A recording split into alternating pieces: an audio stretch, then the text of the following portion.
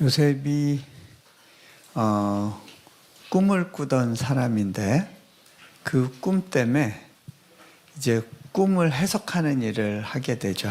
근데 그 꿈 꾸고 난 이후에 그 인생이 정말 소용돌이 가운데 휘말리고 난 다음에 비로소 그렇구나. 이 꿈을 주시는 분도 하나님이시고 꿈을 해석해 주시는 분도 하나님이시구나라는 거를 좀 깨달았던 것 같아요.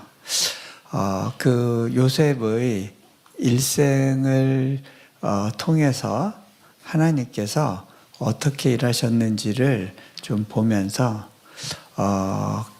그러한 하나님의 개입하시고 인도하시는 삶의 어떤 그 역사하심이 또 우리 가운데 이렇게 클릭되는 부분들, 맞아, 나도 이런데, 하나님이 내게 또 이러한 인도하심을 주셨구나, 그거를 기억하고 좀 이렇게 다시 확인하는 그런 시간을 가지면 좋겠다는 생각을 해봅니다. 요셉의 이야기를 보면요, 참 하나님께서 아브라함을 통해서 주셨던 약속을 구체적으로 이루시기 위해서 그 요셉을 사용하시는 걸 보게 되고요.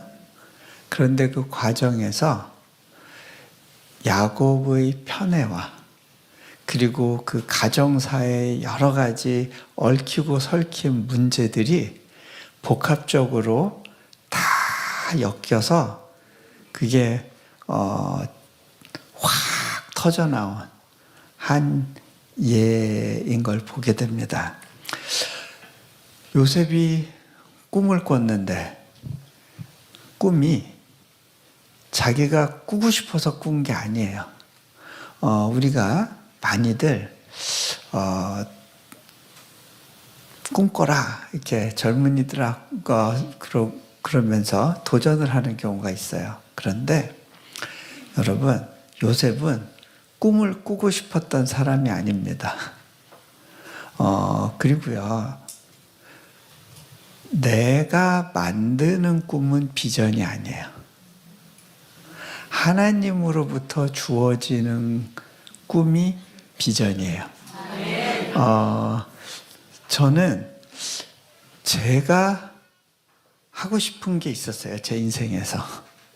그런데 하나님은 그거를 당신한테 달라고 그러셨어요.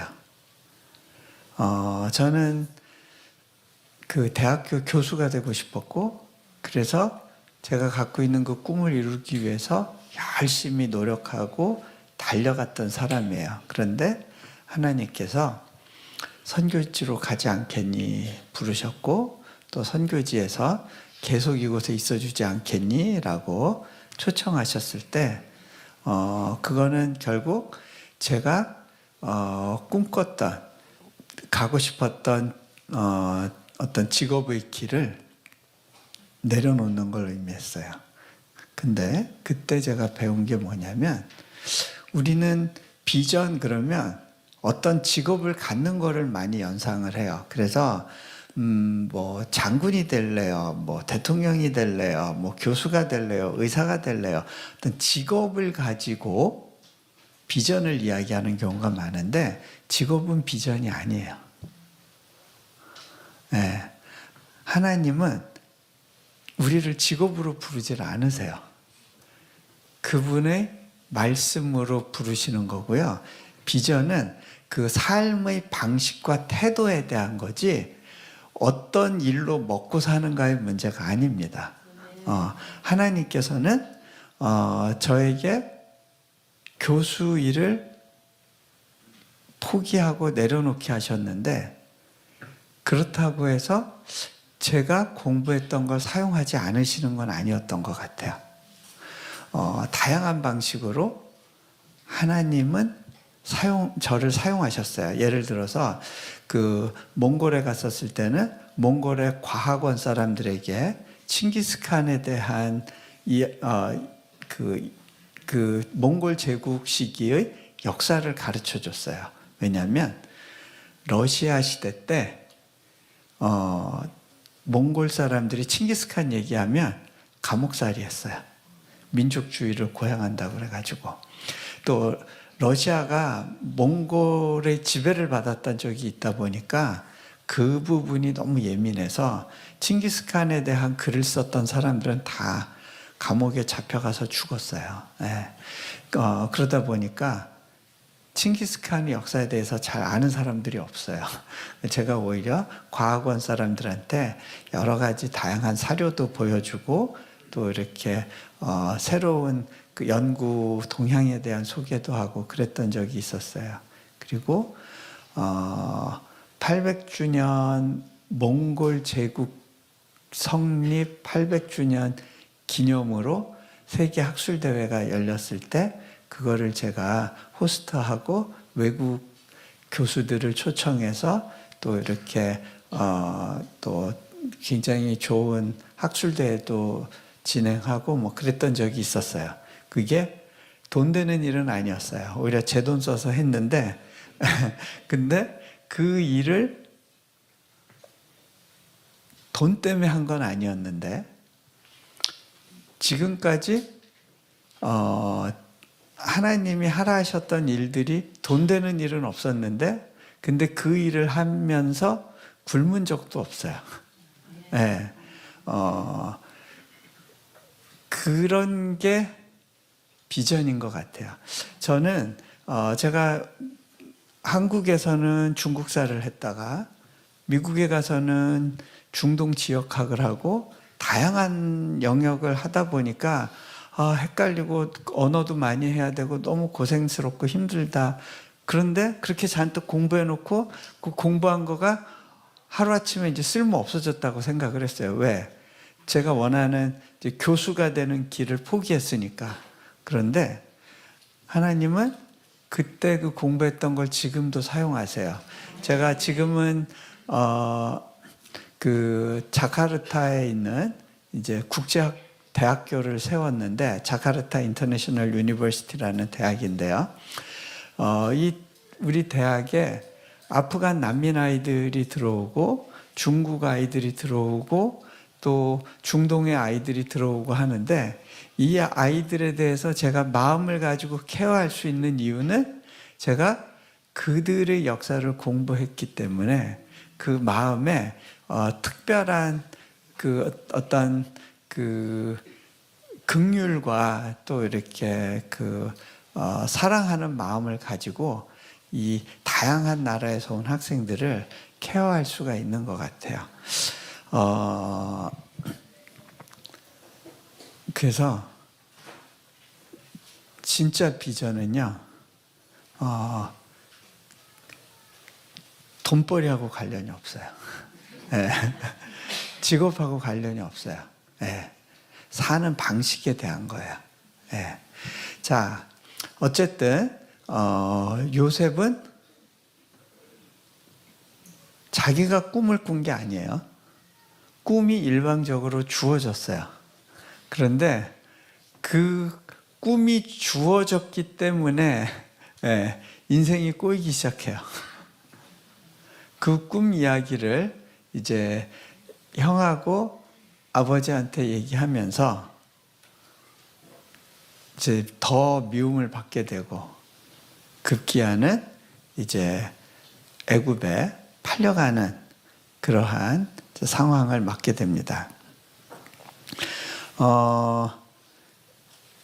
형들이 요셉을 미워해서 요셉을 이제 그 형들을 찾아온 요셉을 이제 구덩이에 빠치죠.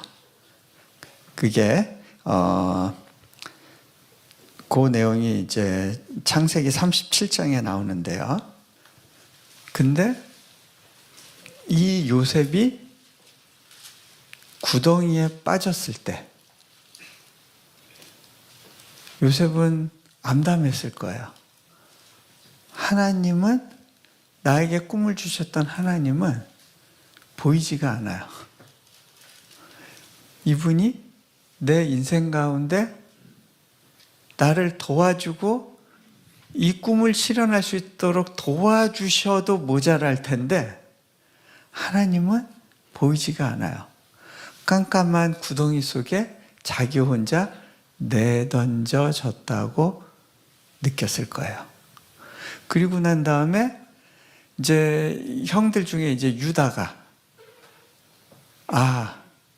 이 아이 그냥 죽이기는 너무 불쌍하다. 차라리 우리 저기 지금 이스마엘 사람들이 길르앗에서부터 오는데 이 사람들한테 그냥 팔자라고 그렇게 이제 제안을 하게 되죠. 자, 그렇게 해서 이 길르앗에서 내려온 이스마엘 사람들한테 요셉이 팔려가는 그 상황을 보면 하나님의 손길이 보이지가 않아요. 그런데 여러분, 하나님은 그 배후에서 일하고 계셨어요. 자, 뭘 보면 알 수 있냐면요. 왜 하필이면 요셉이 구덩이에 빠졌을 때 그때 이스마엘 사람이 지나가요? 저는 그런 경험이 있어요.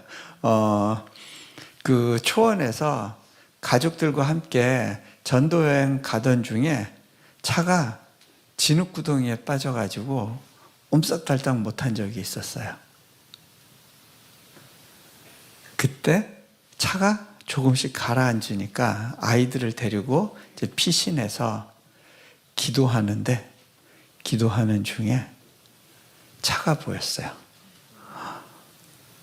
막 손을 흔들었는데 이 차가 그냥 지나가다가 갑자기 방향을 바꿔서 저 멀리 있는 유목민 천막에 딱 가는데 그때 비로소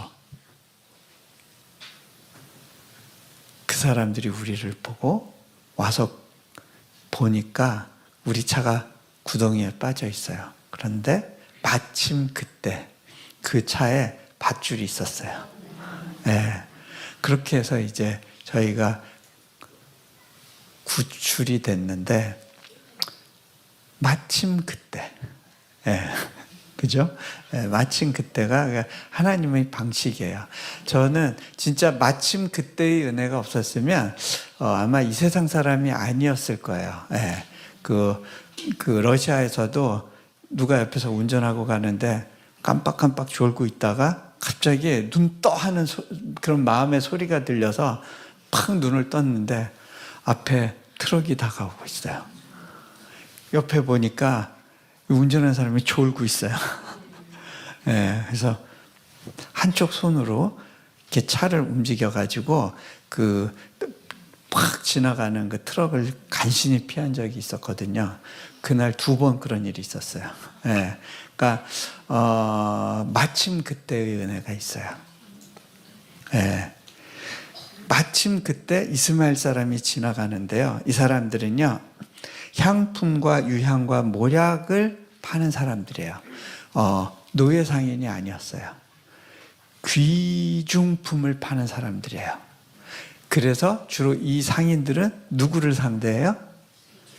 귀족들을 상대하는, 돈 있는 사람들을 상대하는.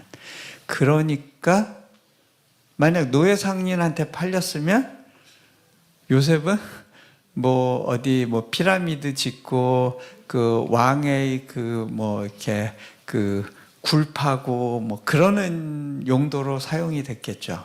그런데 하나님은 요셉을 보내고 싶은 곳이 있었어요. 보디발이지. 왜? 보디발이 그 애굽의 바로 왕의 측근이었기 때문에 언제든 하나님의 타이밍에 연결이 가능해요. 그리고 왕궁의 예법과 그 애굽의 그 일하는 방식을 배우기에 이보다 좋은 환경이 없어요. 그러니까 하나님께서는 요셉을 그 이스마엘 상인들에게 실려서 보디발의 집으로 가서 보디발의 눈에 띄어서 그래서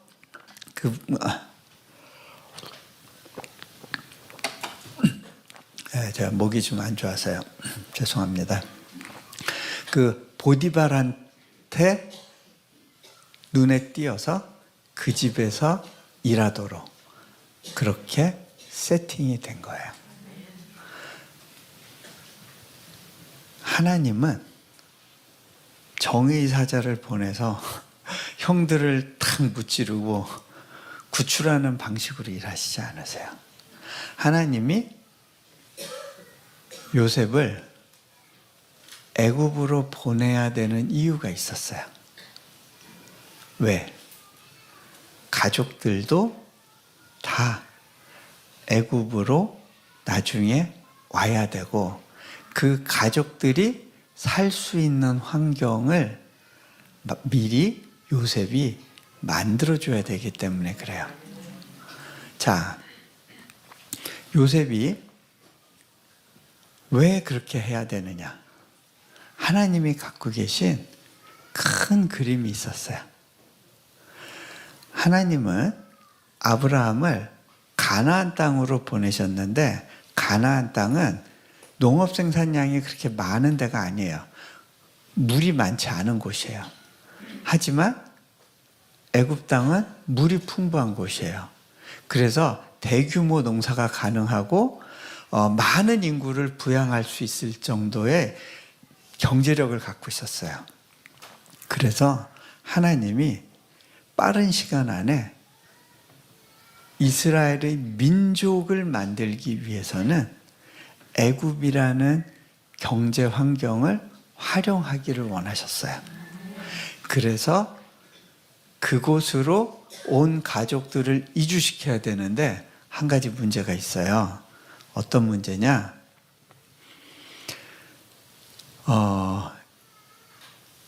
요셉의 가족들은 유목민이에요. 애굽 사람들은 농경민이에요. 농경민은 유목민을 굉장히 싫어해요. 왜? 농경민 옆에 유목민이 살면요, 곡식을 다 망쳐놔요. 그래서 동물을 키우는 사람과 곡식을 키우는 사람을 같은 곳에 둘 수가 없어요. 그리고 또 애굽은 아주 독특한 신관을 갖고 있었고 또 그 자기들만의 어떤 그 제사와 또 신에 대한 이해가 있었는데 하나님은 이스라엘 백성들이 그 영향을 받기를 원하지 않으셨어요. 그래서 따로 분리시켜야 됐는데 그렇게 하려면 누군가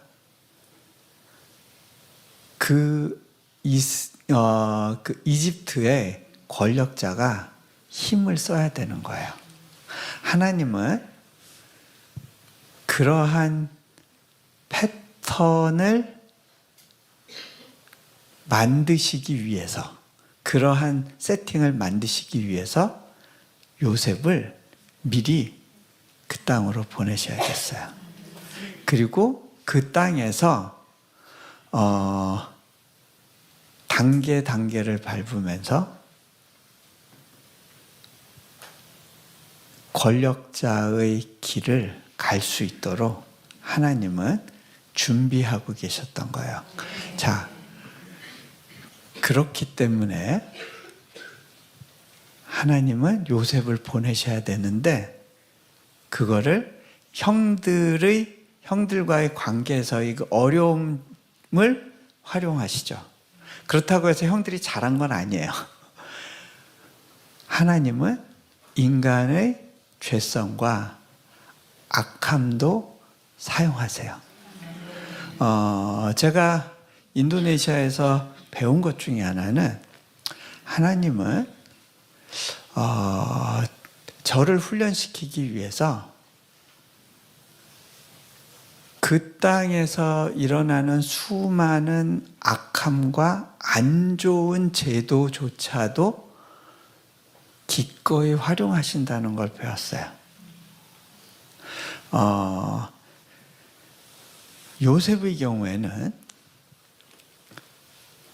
거기서 이제 가정총무로 보디발의 집에서 일을 하게 되는데, 자, 보디발의 집에서 일을 할 때 하나님께서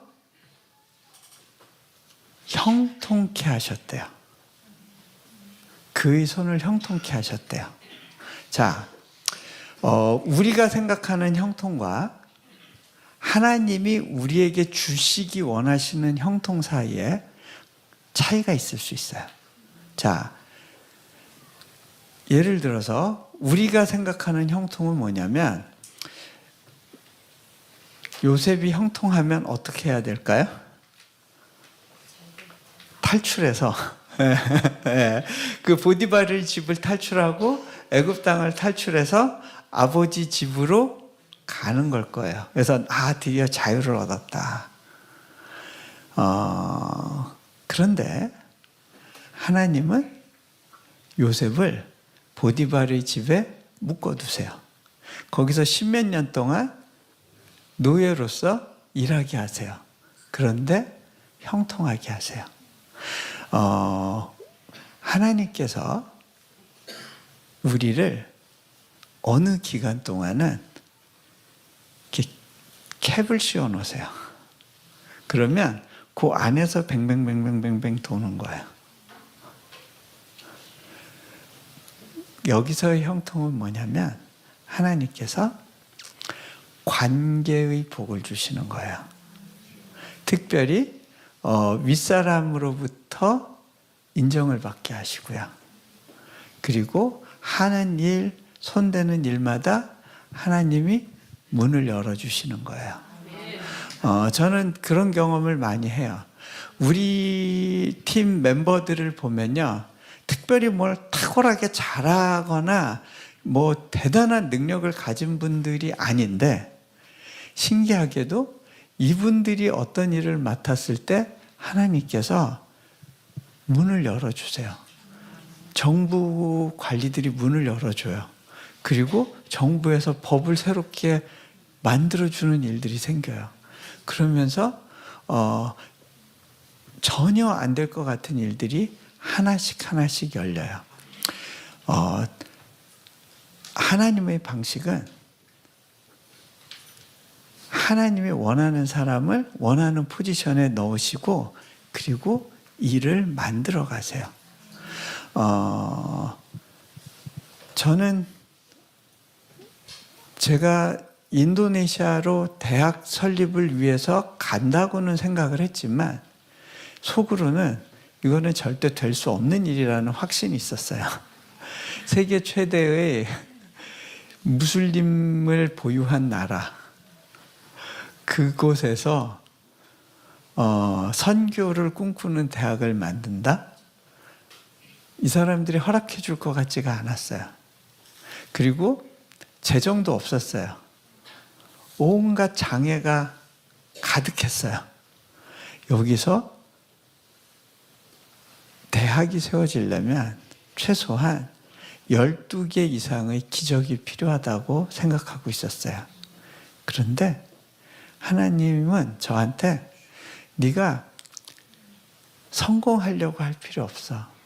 그냥 그 자리에서 기면서 버티라고 그런 마음을 주세요.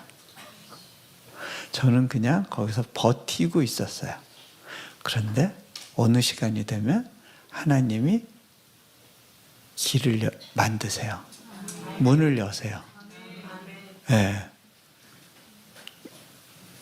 거기가 허허벌판 황량한 곳이었는데, 아니 왜 거기에 막 미쯔비시가 들어오고 수바루가 들어오고 수주키가 들어오고 현대자동차가 또 전기차 공장 세우러 들어오고, 우리 학교 바로 옆에다 공장을 세웠어요. 막 그러고 엄청나게 큰 몰이 들어오고. 이거는요, 저희가 계획하는 게 아니에요. 저희는 있으라 하는 곳에서 있으면서 그냥 기다리고 있는데 하나님이 길을 만드세요. 저희가 대학을 세우려고 하는 그 시점에 하나님이 길을 만들어 주세요.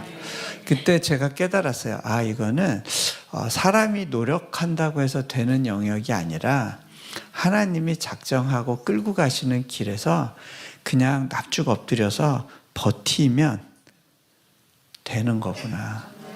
그래서 저는 그때 깨달았어요. 아, 내 역할은 광야에서 깃발을 드는 거구나. 근데 그 깃발을 들었을 때 그 깃발이 세워지기를 기다리던 많은 분들이 있다는 걸 알게 됐어요.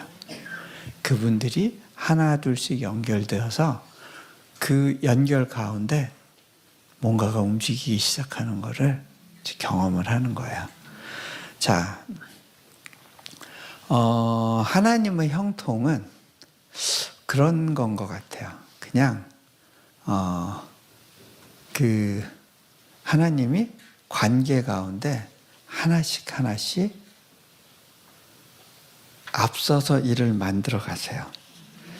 그래서 그 39장 2절 3절에 보면 이렇게 돼 있죠. 여호와께서 요셉과 함께 하심으로 그가 형통한 자가 되어 그의 주인 애굽 사람의 집에 있으니 그의 주인이 여호와께서 그와 함께 하심을 보며 또 여호와께서 그의 범사에 형통하게 하심을 보았더라.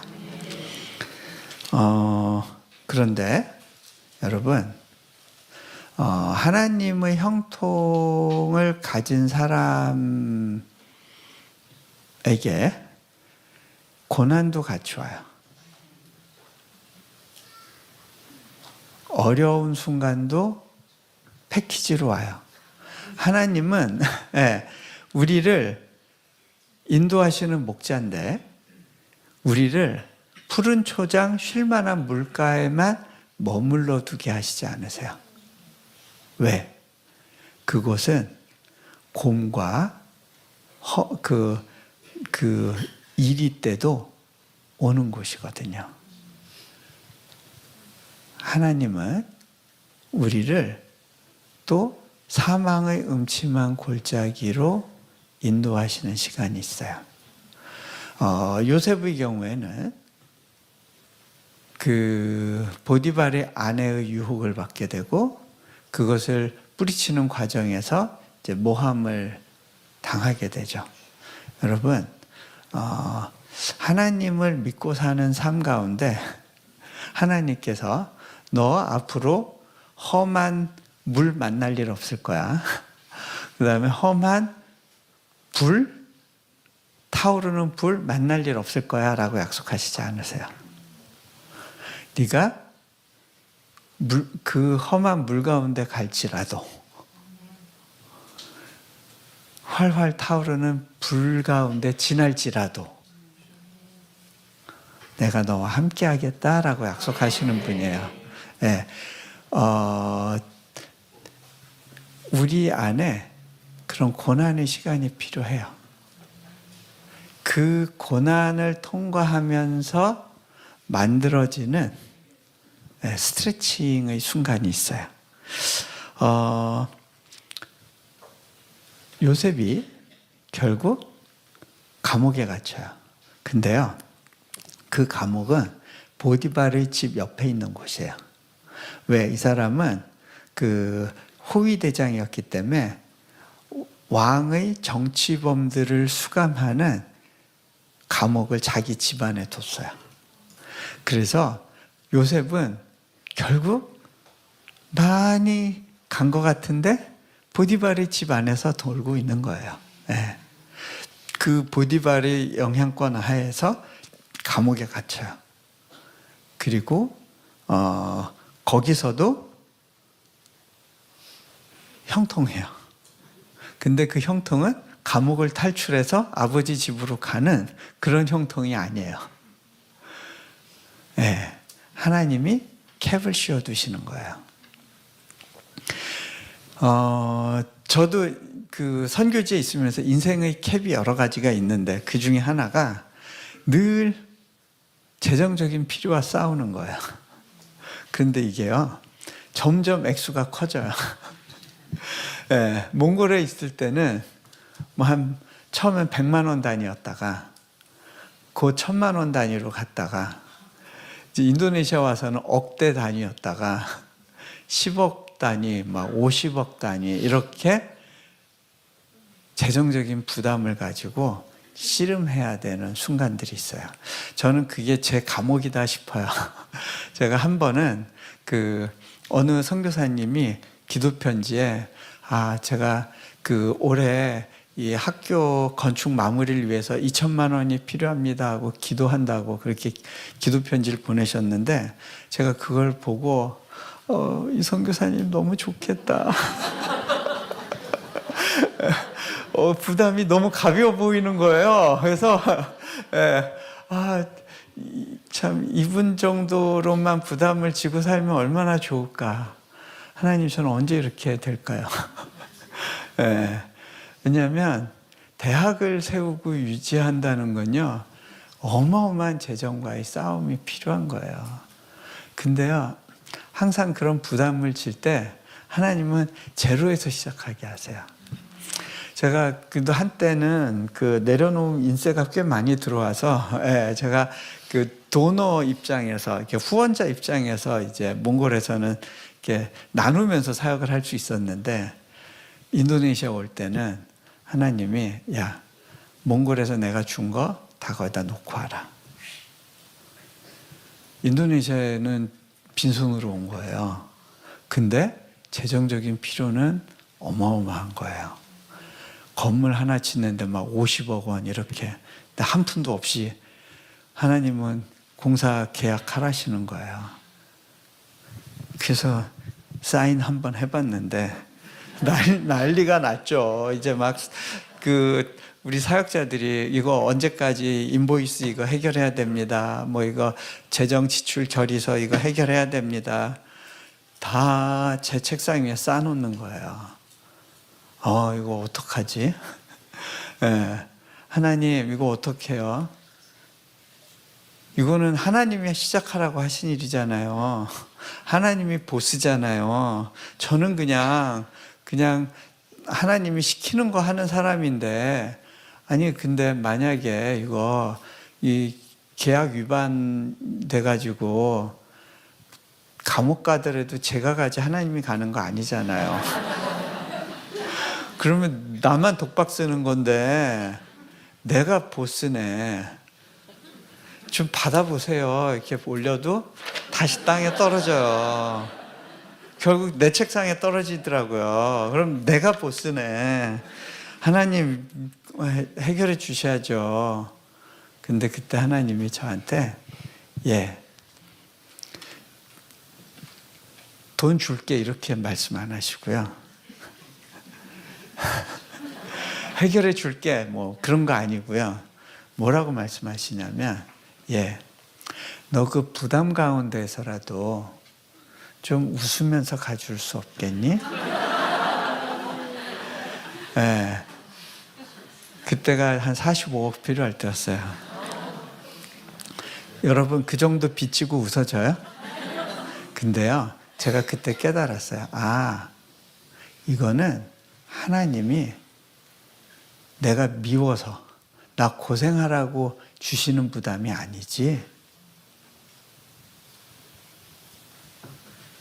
왜 그 부담의 캡 안에서, 어떤 빚의 감옥이죠. 그 빚의 감옥 속에서 왜 그렇게 굴러야 될까요? 하나님의 계획이 있는 거예요. 웃으면서 가보라 하시는 거예요. 그러니까 요셉이 감옥에 있어도요, 요셉은 형통하게 하나님이 풀어주시는 거예요. 거기서 울고 짜면서 아버지가 보고 싶어, 동생이 보고 싶어 이러면서 시간 보내는 게 아니라 거기서 성장을 이루어야 되는 거예요. 하나님의 형통을 경험하면서 이게 스트레칭이 돼야 되는 거예요. 어느 선까지 하나님의 계획이 있었어요.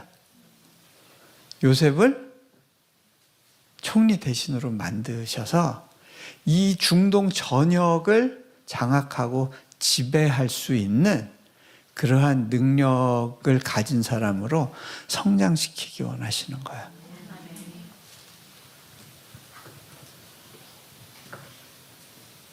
제가 웃으면서 가보지 않겠니? 하나님이 도전하셨을 때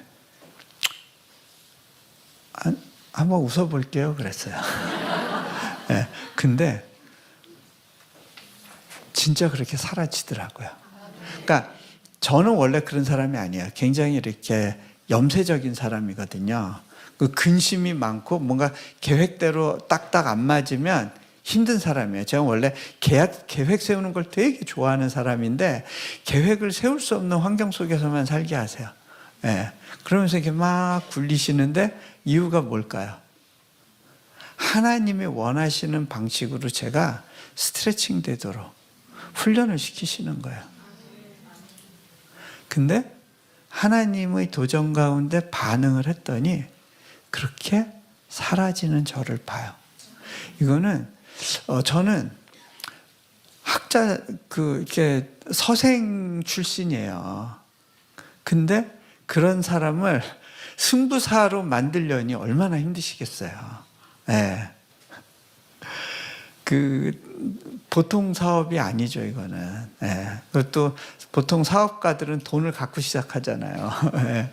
돈 없이 하는 사업. 네. 이게 얼마나 배포가 있어야 되겠어요. 이 새 가슴 가지고 안 되잖아요. 근데 이 새 가슴, 그 뱁새 다리를 황새 다리로 이렇게 찢으시는 거죠. 네. 여러분이 지금 어렵고 힘든 시간 가운데 있다면 그 이유 때문에 그럴 거예요. 여러분 중에 나는 진짜 다람쥐 쳇바퀴 도는데 갇혀있다. 캡 속에 갇혀있다라고 느끼실지 모르겠어요. 그러면 하나님 저에게 요셉의 복을 주세요. 요셉의 형통을 주세요 하고 기도하세요. 그거가 거기서 벗어나는 거를 목표로 하지 마세요. 하나님의 때가 되면 그 하나님이 이거 다 걷어가세요. 근데 거기서 하나님 내가 받아야 될 훈련을 잘 감당할 수 있게 해주세요 하고 버티세요. 자, 그래서 그 39장 20절 21절 보면 요셉의 주인이 그를 잡아 옥에 가두니 그 옥은 왕의 죄수를 가두는 곳이었더라. 요셉이 옥에 갇혔으나 여호와께서 요셉과 함께 하시고 그에게 인자를 더하사, 이게 중요해요. 인자를 더하사 간수장에게 은혜를 받게 하시며 23절에 여호와께서 그를 범사에 형통하게 하셨더라. 형통해요. 근데 감옥에서 못 빠져나가는 거예요. 왜? 거기가 훈련의 장소니까. 하나님의 계획을 이루는데 그 감옥이 필요한 곳이기 때문에, 거기서 만나야 될 사람이 있기 때문에. 예. 그러다가 이제 40장 가면 2절 4절에 바로가 그 두 관원장, 곧 술 맡은 관원장과 떡 굽는 관원장에게 노하여 그들을 친위대장의 집안에 있는 옥에 가두니. 왜 친위대장의 집에 있는 옥에 가두게 돼요? 정치범들이니까. 예. 왕의 미움을 받았으니까 친위대장이 그들을 잡아 넣었는데, 그들을 챙기고 관리하는 일을 누가 하는 거예요? 요셉이 하는 거예요. 이 사람들을 만나야 될 이유가 있었어요. 왜? 이 사람들을 통해서 바로에게 연결되어져야 되기 때문에. 그래서 하나님께서 이 두 사람을 넣으세요. 그리고 친위대장이 요셉에게 그들을 수종들게 하며. 예. 자, 그러다가 이 두 사람이 꿈을 꾸죠. 근데 그 꿈에 대해서 요셉이 이야기하는 거예요. 해석은 하나님께 있지 아니하니까. 요셉이 예전에 꿨던 꿈을 생각했을 거예요. 근데 그 꿈에서 그 형들과 아버지가 자신한테 절하는 모습을 보면서 아주 특별하게 생각했겠죠. 그런데 정작 하나님은 그것과는 상반되는 상황 가운데 자기를 인생의 바닥으로 내던지시는 듯한 느낌을 받는 거죠. 처음에는 형들의 미움을 받아서 구덩이에 던져졌고, 그 다음에 노예 생활로 던져졌고, 그 다음에 다시 일어난 것 같은데 이번에는 감옥 속으로 던져진 거죠. 언제 어떻게 자신의 꿈이 이루어질지는 몰라요. 하지만 요셉은 그 과정 가운데 내 꿈의 해석도 하나님께 달려있지. 그리고 나는 지금 다 이해할 수 없지만 형들이 나를 미워했기 때문에, 형들의 그 악함 때문에 내가 이렇게 어렵고 힘든 시간들을 겪고 있다고 생각한 것이 아니라 이것을 허락하신 하나님의 특별한 섭리가 있다는 사실을 신뢰하는 거죠. 이제 그 단계로 들어갔기 때문에 이런 고백을 할 수 있는 거예요. 해석은 하나님께 있지 않습니까? 내 인생의 해석은 당신에게 있습니다. 앞으로의 내 꿈에 대해서도 주님만이 아십니다. 그죠? 네. 이게 요셉이요, 이 두 간원장들한테 로비를 하거든요. 40장 14절에 보면 당신이 잘 되시거든 나를 생각하고 내게 은혜를 베풀어서 내 사정을 바로에게 아뢰어 이 집에서 나를 건져주소서. 그런데 40장 23절에 보면 술 맡은 관원장이 요셉을 기억하지 못하고 그를 잊었더라. 이거 사람이 노력해서 빠져나가는 게 아니에요. 사람의 방법으로 되는 게 아니에요. 하나님이 그 쉬운 캡을 이제 됐어 하고 열어낼 때까지는 굴러야 되는 거예요. 네, 술 맡은 관원장이 요셉을 기억을 못해요.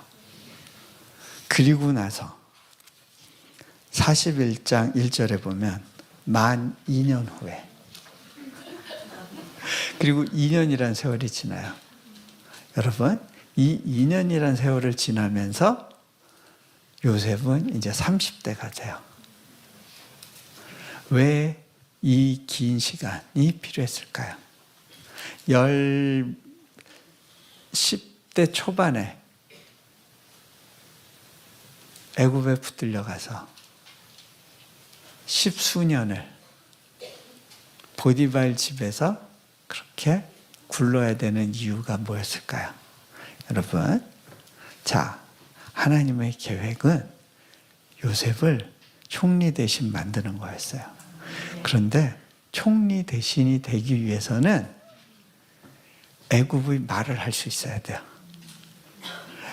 그러려면 젊었을 때 가야 돼요. 그리고 거기서 인텐시브하게 아주 집중적으로 그 말을 쓸 수 있는 환경 속에 있어야 되는데, 보디발의 밑에서 애굽의 행정 업무 보는 법들을 배우고 문서 쓰는 법들을 배우고 일하는 법들을 배우는 거예요. 그리고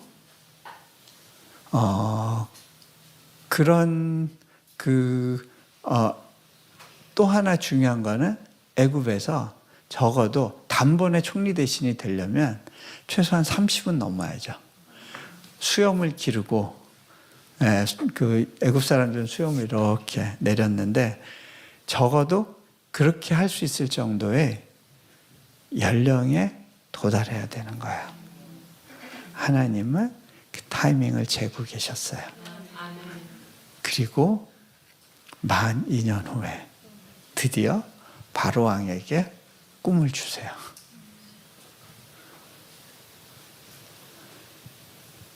그리고 나서야 비로소 그때 술 맡은 관원장이 요셉에 대해서 기억하게 돼요.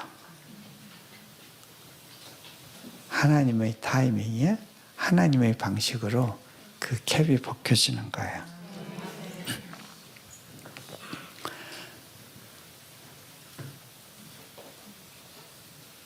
그리고 난 다음에 요셉이 총리 대신이 되고, 그리고 이제 본격적으로 흉년이 들었을 때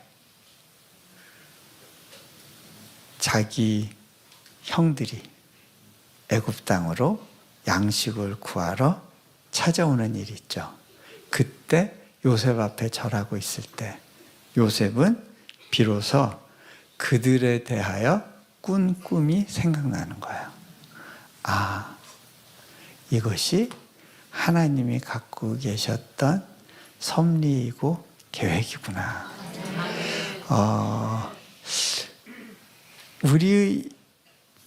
저는 아무래도 아무런 도움도 없고 정말 맨 땅에 헤딩하는 곳에서 버티고 있다 보니까 늘 하나님의 손길에 대해서 예민하게 이렇게 감각적으로 반응하려고 하는 이제 그런 성향들이 생겼고요. 그러다 보니까 하나님이 우리 인생, 특히 제 삶 가운데 개입해서 일해주시는 손길에 대해서 좀 다른 사람들보다는 더 민감하게 이렇게 딱 캐치하는 그런 경우들이 많은 것 같아요. 저희가 이제 지금은 자카르타 국제대학교에서 2년째 졸업생을 냈고요. 그렇게 굉장히 빠르게 성장하고 있는데, 저희 학교에는 특별히 그 아프간에서 온 난민 아이들, 그리고 또 아프간에서 우리가 탈출시켜줘야 되는 그런 크리스찬 아이들, 그 탈레반에게 쫓기고 있던 그런 친구들을 또 받아주기도 했고, 또 기독교 섬에서 정말 공부는 하고 싶지만 교육의 기회가 주어지지 않고 재정적인 여건이 안 되는 그런 애들을 우리가 받아서 또 양육하고 있어요. 근데 이 친구들을 이제 저희가 케어하면, 이렇게 돌보면서 무슨 생각이 드냐면,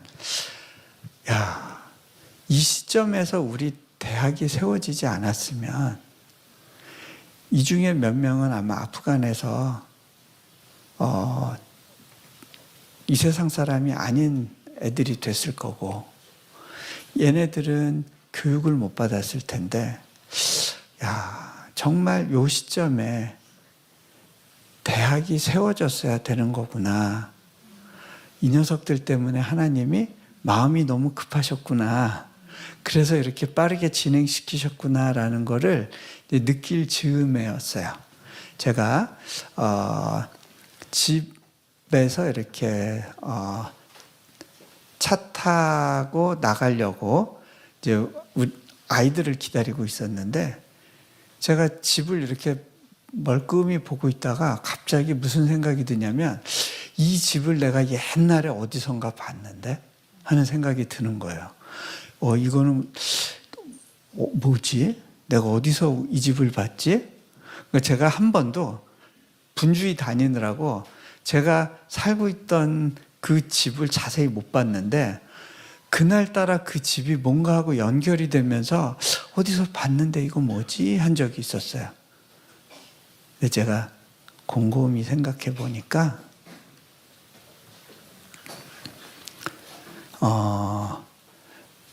예전에 몽골에서 저희가 살던 그 게스트하우스를 나와서 집을 새로 얻어야 되는데, 제가 그때 하나님, 우리가 앞으로 가서 살 집에 대해서 좀 인도해 주세요 하고 기도했던 적이 있었어요. 근데 기도하던 중에 어렴풋이 본 집이 하나 있었어요. 근데 그 집은 미국의 타운하우스 같은 2층 집에 막 기와가 있고 베이지색의 창문이 넓고 그런 집인데, 몽골엔 그런 집이 없어요. 몽골은 다 아파트만 있어요. 러시아식 아파트. 그래서 이거는 몽골에서 구할 수 없는 집인데 하나님 이 집 왜 보여주시는 거예요? 이거 제가 천국 가서 살 집이라는 건가요? 그러면 내가 이 땅에서는 렌트만 하면서 항상 월세, 사골세만 살고 그렇게 보내야 되는 건가요? 그러면서 이 집 몽골에는 없는데 그러고서는 잊어버리고 있었어요. 내가 뭘 잘못 봤나? 하나님 왜 이걸 보여주셨지? 그러고 잊고 살고 있었어요. 그런데 인도네시아에서 그때 봤던 그 집하고 지금 내가 살고 있는 집이 너무 비슷한 거예요. 무슨 생각이 드냐면 이거는 16, 17년 전인데 그때는 우리가 살고 있는 집이 지어지기도 전이었는데 하나님은 이미 내가 몽골 살 때부터 인도네시아에서 내가 살 집과 해야 될 일에 대해서 준비하고 계셨던 거구나.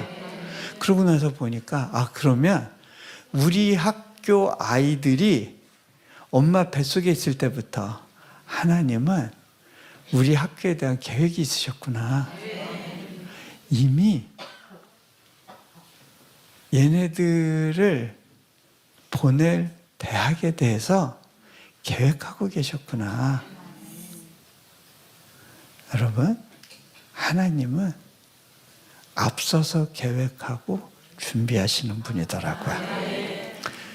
제가 그 인도하신 가운데 헌신하지 않았으면 하나님이 그 예비하시고 준비하신 그 좋은 것들을 보지 못했겠죠.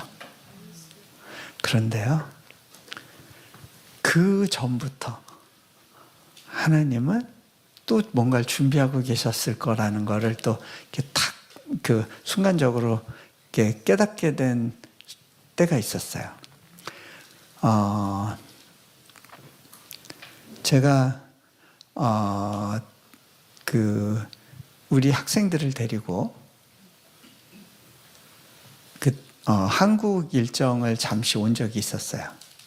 근데 그 아이들과 함께 숭실대학교 방문했을 때 그 숭실대학교 기독교 박물관에 잠깐 시간이 돼서 아이들과 들어가서 이렇게 쭉 돌고 있는데 거기에 한국의 최초로 온 선교사 알렌 선교사, 언더우드 선교사, 아펜젤러 선교사 이렇게 써 있는 거예요. 근데 제가 그때 아펜젤러 선교사를 가르치면서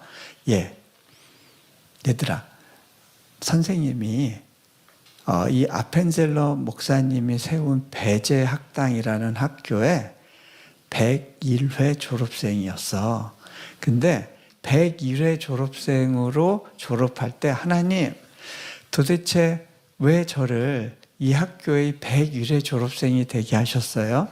그 의미가 뭘까요? 라고 하나님께 물었던 적이 있었어.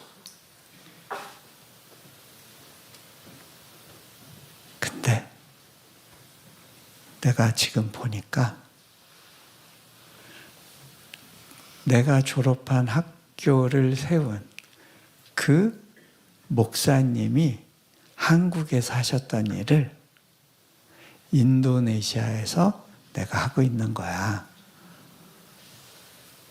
어쩌면 하나님께서는 아펜젤러 목사님을 조선 땅에 보내셨을 때 그때 이미 이 학교를 통해서 많은 사람들이 배출되는데 그 중에 또 아펜젤러 목사님 했던 일을 똑같이 다른 땅에서 할 누군가가 있을 거야. 하나님이 콜하고 계셨구나. 부르고 계셨구나. 준비하고 계셨구나. 그것이 연결이 되는 거예요. 자, 그 요셉의 이 스토리를 통해서 야곱이 그리고 형들이 그 여러 가지로 얽혀 있었던 관계인 문제가 하나님 안에서 정리되는 시간을 갖게 돼요. 그리고 이들 모두가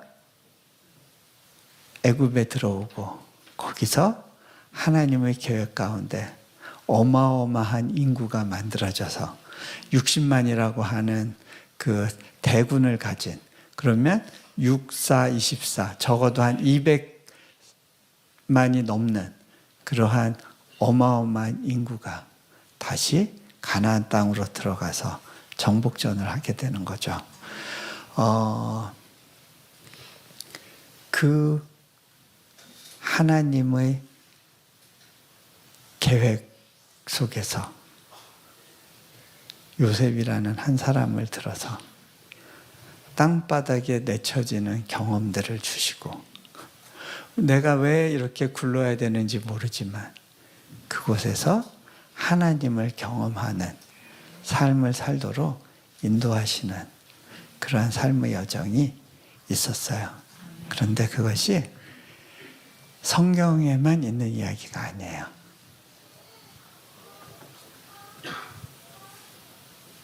하나님께서는요, 여러분들한테 이렇게 말씀해 주기를 원하시는 것 같아요. 얘야, 네가 지금 감옥에 갇힌 것 같고, 어떻게 보면 누군가에 의해서 조정되는 노예 생활을 하는 것 같고, 네가 있어야 될 자리가 아닌 그런 곳에 있는 것 같고, 네가 맨바닥에서 굴르고 아무런 소망 없이 거기서 뱅글뱅글 돌고 있는 상황에 있을지라도 괜찮아. 내가 너를 위한 계획이 있고 지금 이 상황 가운데 너를 만들어가고 있는 거야.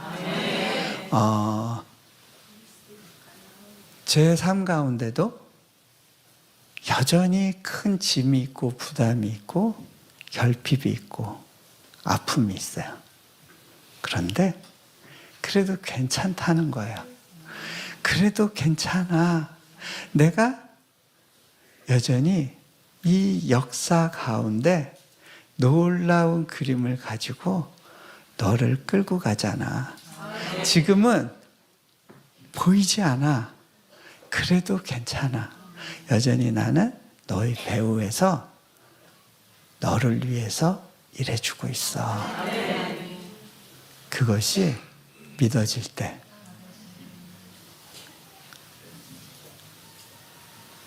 우리는 하나님을 믿는다는 것이 무엇인지를 그 과정에서 배우는 거예요. 제가 이 이야기 하나 해드리고요. 그리고 말씀을 마무리할게요. 제가 인도네시아에 처음 갔을 때 상황은 열리지 않는 가운데 하나님은 저를 꽁꽁 묶으신다고 생각이 됐었어요. 손, 발을 다 묶고 그냥 마라톤을 뛰라고 하신다고 느낄 때가 있었어요. 왜냐하면 이제 본격적으로 일하려고 하는데 저희 집에 넷째가 태어났어요. 그리고 췌장 수술을 받게 됐는데 그 후유증으로 평생 병원 신세를 져야 될 그런 어려운 상황으로 이제 끌려갔어요. 극적으로 회복은 되긴 했는데 인도네시아에서 도와주겠다는 사람은 없고 인도네시아 정부는 앞으로는 대학 허가를 내주지 않겠다는 모라토리움을 선언하고 제가 그래도 이곳에선 도움을 줄 수 있지 않을까라고 생각했던 모든 곳에서 다 거부 의사, 거절 의사를 받게 되고 이거는 안 되는 일인데 왜 이런 거를 생각하고 그러세요? 라고 하는 제가 만난 모든 분들이 그런 식으로 생각하고 있었어요. 그때 제가 예배 가운데 있었는데 그 몇몇 분들이 앞에 나와서 찬양을 하는데 주품에 품으소서. 그 찬양을 들을 때 제가 하나님께 이렇게 넋두리 했어요. 하나님, 저도 좀 안아주시면 안 될까요? 저도 좀요. 그런데 그때 제 등 뒤에서 날개짓하는 소리가 들리는 것 같은 느낌이었어요. 그건 느낌이었지 실제로 뒤돌아봐도 아무도 없었어요. 예. 근데 푸득푸득 주님, 당신이신가요?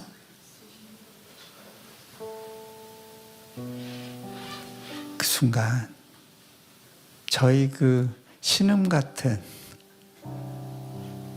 속삭임 같은 그런 내가 내뱉은 말에 하나님이 반응해 주시고 내 가까이에서 날개짓하고 계시다고 느꼈을 때 그냥 펑 눈물이 터졌어요. 그때 하나님이 제게 물으시더라고요. 예, 너의 인생이 다람쥐 쳇바퀴 도는 것에 갇혀 있는 것 같고 아무런 돌파도 없는 것 같고 그렇게 너의 소중한 기회를 다 낭비하고 있는 것 같은 그런 상황 가운데에서라도 너 여전히 나로 인해서 만족할 수 있겠니?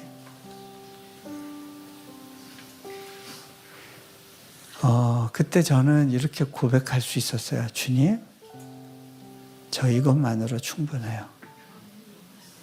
주님의 안아주심, 이것만으로도 저는 충분해요. 요셉이 감옥에 갇혀 있어도 괜찮아요. 그 주님이 함께 하시는 그 확신만 있으면 그곳은 여전히 살만한 곳이에요. 하나님이 나를 향한 특별한 계획 가운데 그곳에 넣으셨다는 사실만 이해할 수 있으면 괜찮더라고요. 몇십억 빚지고 가는 거 계속 그 필요와 싸우고 눌리면서 가는 거 괜찮더라고요. 안 망해요. 그리고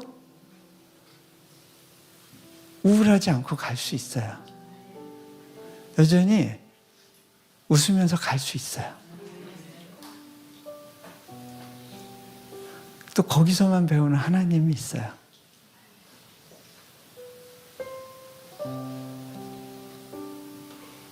하나님이 말씀하세요. 괜찮아. 힘들면 힘들다 그러고 못 걷겠으면 그냥 기어도 되고 그렇게 계속 가보지 않겠니? 제가 하나님께 이렇게 고백했어요. 주님, 전 성공을 위해서 이 자리에 있지 않습니다. 그냥 주님이 있으라 하시는 자리에서 주님과 함께 걷겠습니다. 그걸로 충분합니다. 그리고 그냥 같이 걸었어요. 그런데 시간이 지나고 보니까 어느 과정을 지나고 나니까 하나님이 일하시는 게 보이고요. 하나님의 저희 인생을 향한 준비하심과 퍼즐이 맞춰지기 시작하는 거예요. 그때까지 버텨야 되는 거더라고요. 그래서 하나님께서 나를 내동댕이 쳐진 것 같은 상황 가운데 두신 거구나. 감옥에 잠시 캡을 씌워 놓으신 거구나.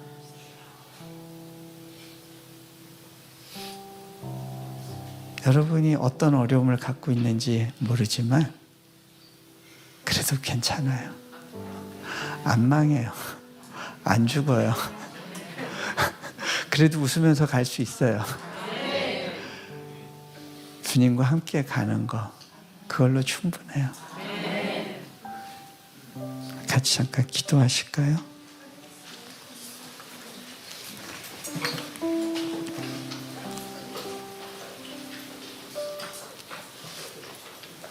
요셉은 다 알지 못했습니다. 자기가 꿈을 꾸고 싶었던 것도 아닌데 그에게 주어졌던 꿈 때문에 그 인생은 곤두박질 치고 생각지도 못한 아픔 가운데 어려서부터 너무 큰 부담을 지고 살아야 됐습니다. 그런데 그 과정 속에서 하나님을 경험하고 보니 그렇구나. 내 인생의 해석은 하나님께 달린 거구나. 지금은 다 알지 못하지만 그분의 큰 그림에 덧대어져서 내 인생이 돌아가고 있구나. 잠시 감옥 같은 시간도 있고 노예의 시간도 있지만 그래도 그게 끝이 아니고 하나님의 아름다운 예비하심이 또 그 앞에 같이 있는 거구나. 그것을 고백하게 됩니다. 우리 잠깐 제가 기도합니다. 기도하기 전에요. 우리 여러분들이 좀 먼저 기도하면 좋겠습니다. 이 시간 크게 소리 낼 필요 없고요. 그냥 속삭이듯이 주님과 얘기하면 좋을 것 같아요.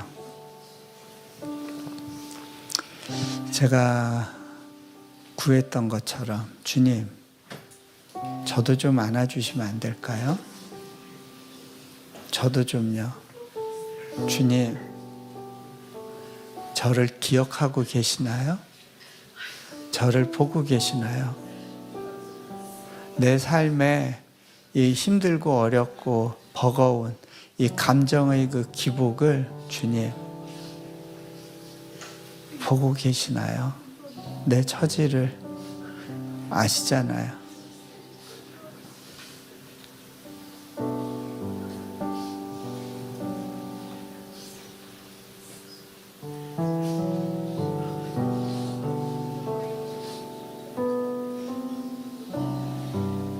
저도 좀 안아주시면 안 될까요?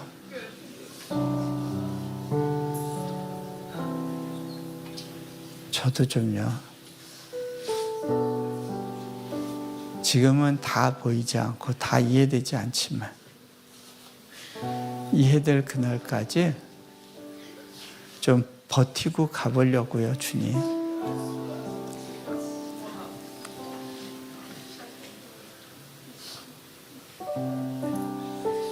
내 짐이 무겁고 힘들어도 주님과의 그 동행, 그 잡은 손을 놓지 않고 계속 가보려고요. 이 길에서 뭐 대단한 걸 이루는 걸 기대하지도 않나요. 그죠? 주님을 더 경험하고 만나고 누리고 그리고 주님의 나의 인생을 향한 계획의 한 조각만이라도 내가 만지듯이 이해할 수 있다면 주님, 그걸로 충분할 것 같아요. 시간 그렇게 주님께 여러분의 마음을 열어내어 드리면서 잠시 기도의 자리로 나아가겠습니다. 같이 기도합니다. 주님,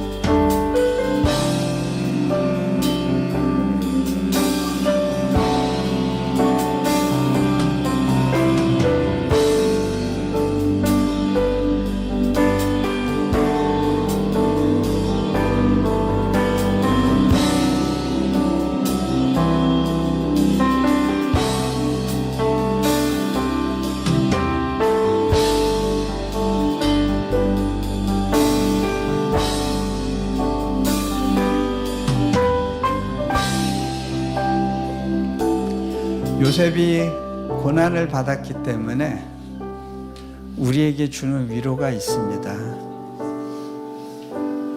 사업에서 너무 힘든 분이 계셨는데 제가 제 힘든 이야기를 나눠드렸더니 울면서 위로를 받으시더라고요.